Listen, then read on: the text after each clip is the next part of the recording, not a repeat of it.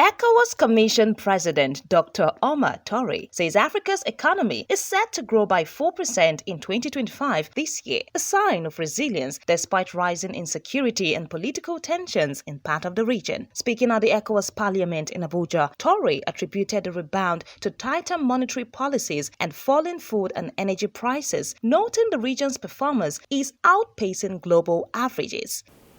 The Commission has drafted its first fiscal transition report to be published by the end of 2025. The report highlights the successes and challenges in fiscal reforms in the various member states, including discussions on tax to GDP ratio. Again, on the trade liberalization scheme, we are happy to report that 96 new companies and 120 products have been approved under the scheme.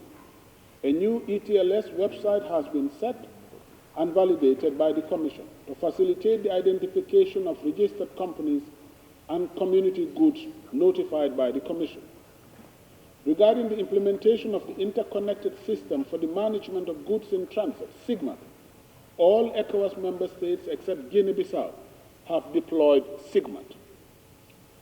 In support of the operationalization of the SIGMAT, an e-hub has been created at the Lomé Customs IT Center, and a SIGMAT mobile application is being deployed, and 6 member states, namely Nigeria, Cote d'Ivoire, Liberia, the Gambia, Sierra Leone, and Ghana, will have been connected to the e-hub by June 2025. He warned, however, that worsening insecurity, declining commodity prices, and the withdrawal of Mali, Burkina Faso, and Niger from ECOWAS could drive the region's budget deficit to 6% of GDP. Touray assured that the debt to GDP ratio should stabilize at 65% thanks to ongoing reforms. In addition to the establishment of the National Coordinating Committee of the ECIM in member states to facilitate implementation of the ECOWAS Common Investment Code, investment governance, cooperation, and coordination in the ECIM was strengthened to improve the competitiveness and attractiveness of the region. On industrial development, the Commission has taken several important steps to ensure the operationalization of ECOWAS Quality Agency, ECOWAS. The steps taken include benchmarking with the Caribbean Regional Quality Agency, the adoption of 58 ECOWAS standards on the textile value chain, and the mechanism for mutual recognition of inspection certification were adopted by the 4th joint meeting of ECOWAS Ministers of Trade and Industry, held in Abuja in May 2025. Further 10 regional product certification programs have been reviewed, and 3 new programs relating to acheke, reinforcing bars, and paints validated.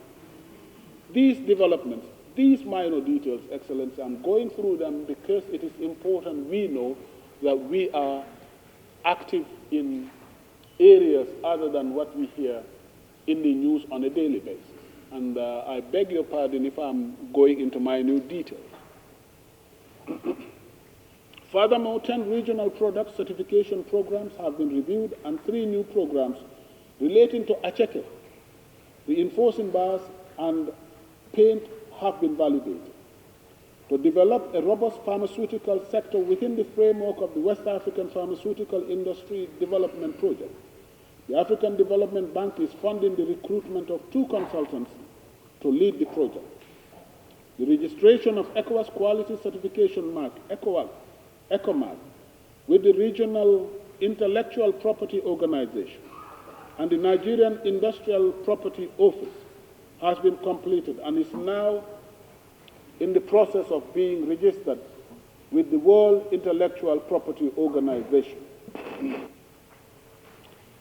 Excellencies, I would skip the section on inclusive and sustainable development. They are in the notes you have, and I believe I'll be happy to answer any questions, or the commissioner in charge will be available to answer your questions.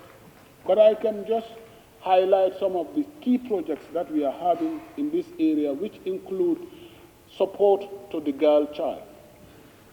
In this regard, I'm happy to report that The Commission continues to provide support towards the socio-economic integration of women cured of fistula. He called for stronger regional cooperation, greater investment in key projects like the Lagos-Abuja corridor, and timely financial contributions from member states to keep ECOWAS on course for peace, progress, and prosperity. 1,249 off-grid and 14,000 grid extension projects for 15,000 localities was completed and will be validated in June 2025. The ECOWAS Commission is establishing the ECOWAS Geo-Extractive Observatory and Cadastry System as provided for under the ECOWAS Minerals Development Policy and Implementation Matrix, which is currently under review. Energy Scholarship Program for Master's Degree in Sustainable Energy at specialized universities in West Africa, specifically in Cape Verde, Côte d'Ivoire, Ghana, Nigeria, Senegal, and Togo, has benefited 72 students, comprising 17 mobile and 55 stationary scholars, have benefited to date. 7 member states, Benin, Cape Verde, the Gambia, Ghana, Nigeria, Senegal, and Togo, have benefited from various initiatives under the ECOWAS Special Investment Fund for Renewable Energy. Concerning the development of the ECOWAS regional electricity market, pilot tests has been undertaken under stage 1 and completed with 31 volunteer utilities. 16 market participants were registered and 6 bilateral trade contracts executed.